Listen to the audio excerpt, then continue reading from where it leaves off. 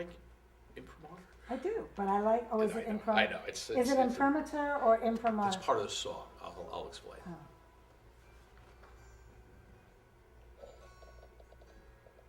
You like that joke where the Jewish woman gives her son 2 shirts, and he goes upstairs and puts one on, and he comes downstairs, she goes, what's the matter, you didn't like the other one?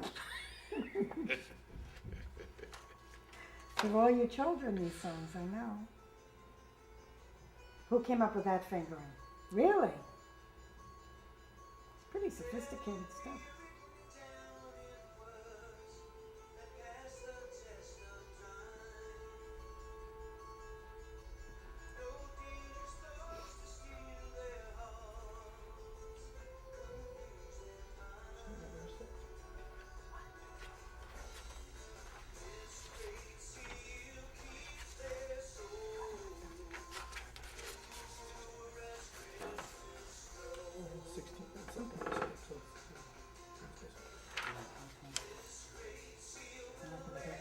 Okay, all right, so tell me about this song.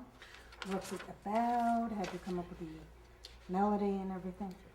I remember writing this song. This must have been in 2003 because I wrote this at the beach. Took me, well, probably longer than most songs, and because I kind of fell in love with the some of the guitar riffs on it. And it's very sort of pushed my limits as a guitarist just to even be able to get it down to play with for Alan. But this is a song. One of the most central controversies of the Galileo story has to do with what's called the imprimatur, which is a Latin word. Pronounced in English, people often call it imprimatur, which literally is a Latin word that means "let it be printed." And the imprimatur was the stamp of the Pope, which gave permission to have a book printed.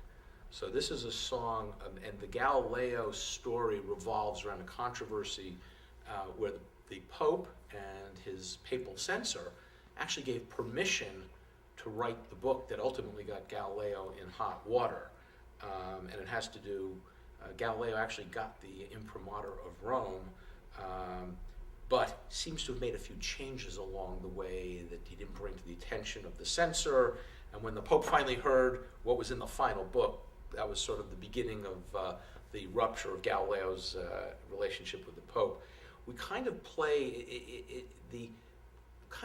with the pronunciation of the word in the imprimatur versus imprimatur, and we actually use lyrically. We were actually playing around with it because I would keep reminding Joe it's imprimatur, and he would have imprimatur, and so we had accents on all different pronunciations of the word, which was sort of this, below the text, which is the part I remember, is, God, isn't it interesting how just the pronunciation of the word can be so different?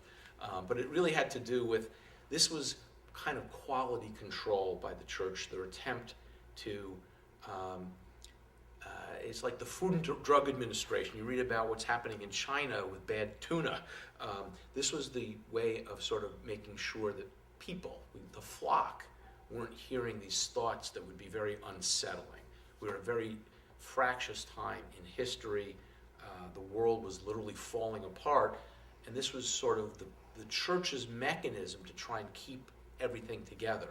And so this one seal, that's what the imprimatur was, you get a seal that said, let it be printed, and it would have the names of the censors. This is a song about the imprimatur of Rome.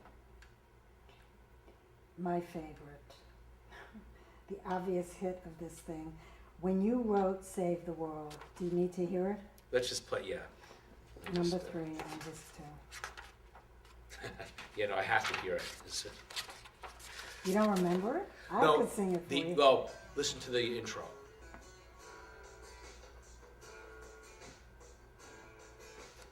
Do, do, do, do, do, do, do, do.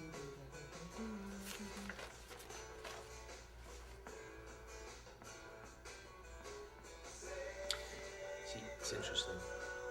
Okay. You want to hear more? Just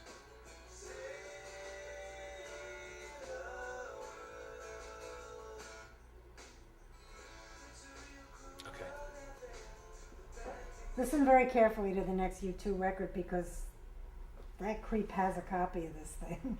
Really? Don't you remember when I told you? Yeah. You mean you sent it to him? Oh, No, okay. I handed it to them that night okay, at the yeah, I Tribeca, remember? Yeah, I'm sure he never listened. Oh, I wouldn't be so sure about anything. Oh, Okay. I'd love that lawsuit. Very angry at him right now. No. Post the issue?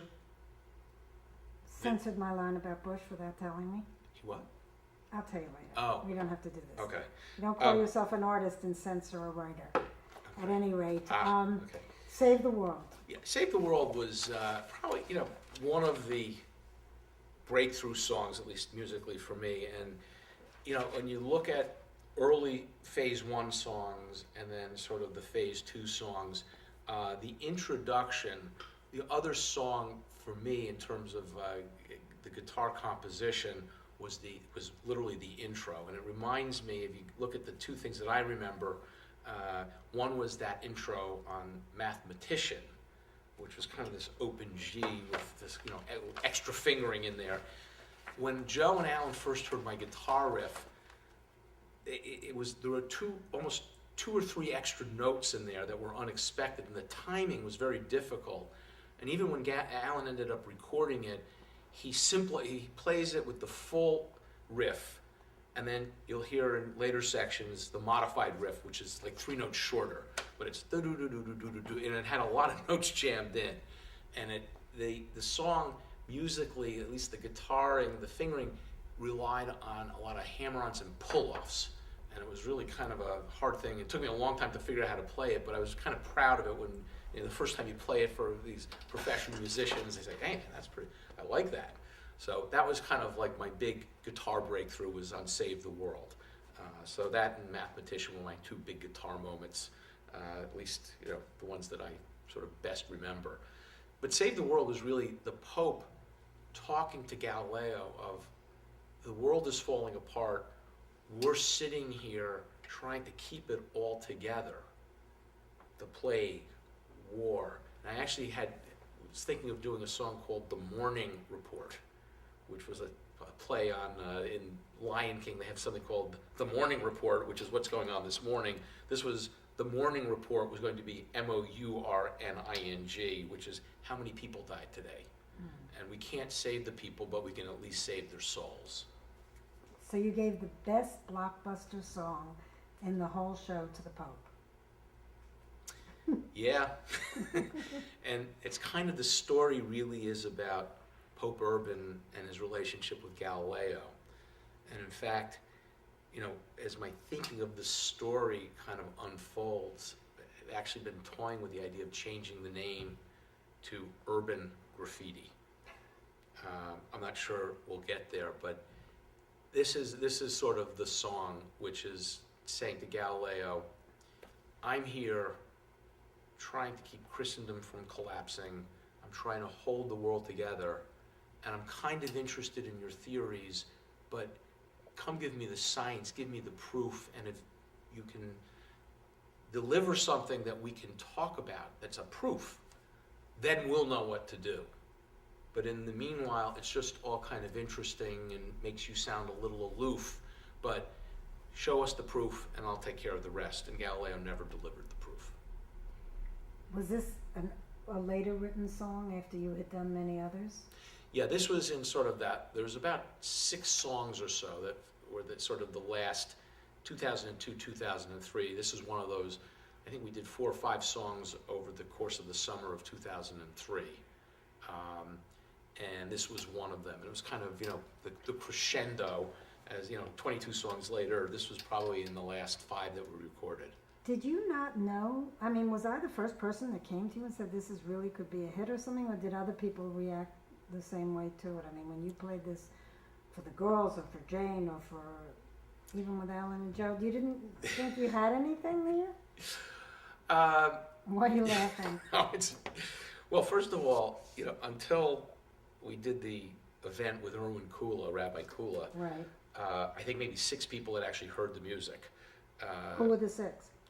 Juliana, Jane, Isabella, Alan, Joe. Bob De Niro. No, Joe had not heard the music. Oh, well, he heard the songs when he had to record them. he He never, didn't hear the finished arrangement. never, he'd only heard the final, not mixed, Right, but right. just, he But he never heard heard the the whole. rudimentary song. Oh, he'd heard the rudimentary, Okay. but I remember driving him home one night from Allen's. It was that summer, and Allen had just given us the 2 discs, and he barely remembered. So he only heard a finished song one time, and this took place over a period of 6, 7 years, and he said, "I'll drop you off," and I said, "You want to hear the music? Let's listen to the music." He said, "Oh, I never, he barely remembered doing the songs." So we sat there in his car.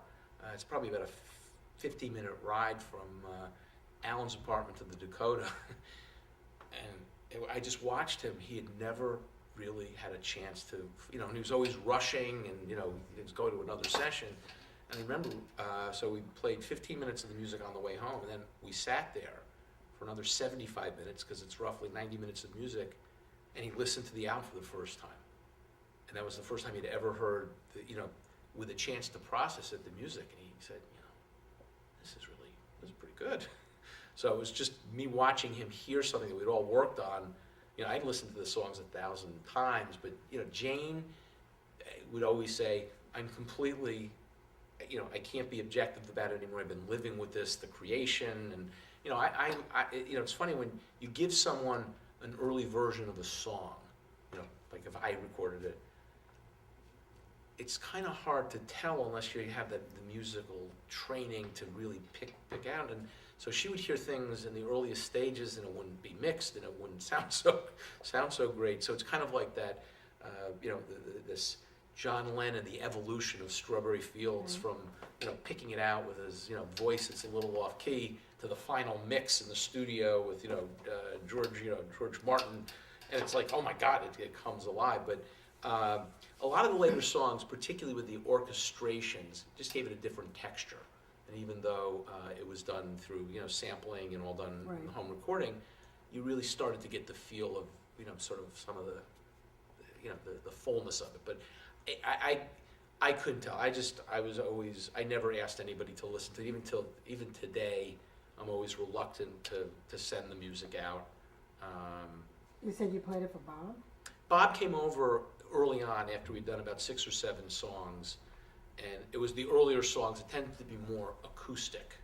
So it was On the Moon, it was Glass Blowing Craftsman, and he very much liked it. And he said to Jane, we should really try and do something. I like this. He knew a lot about the story. Okay.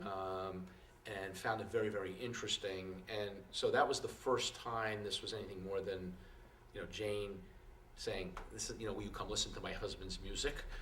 Which was always, an embarrassment for her and an embarrassment for me. But I think when Bob sort of said, "Yeah, this is," I think, and they started talking. He kind of went on for 5 minutes talking about the story and the period, and he'd worked on. I can't remember whether it was an Inquisition film, but he had studied the period a bit, so he was very interested in it. But you didn't realize that there was anything really special about Save the World when you wrote it? I liked the guitar intro, and I liked the lyrics, and it had a great bridge. I liked, and Joe actually added a lot to how he sang the bridge, and I was learning new things from Joe all the time about what I would think is how it should be sung. He was that more, no, let's pull it back, let's syncopate it. That's the right way to describe it. So. Do you want water? Is your voice Green going scratchy. all the way? Yeah, should we take a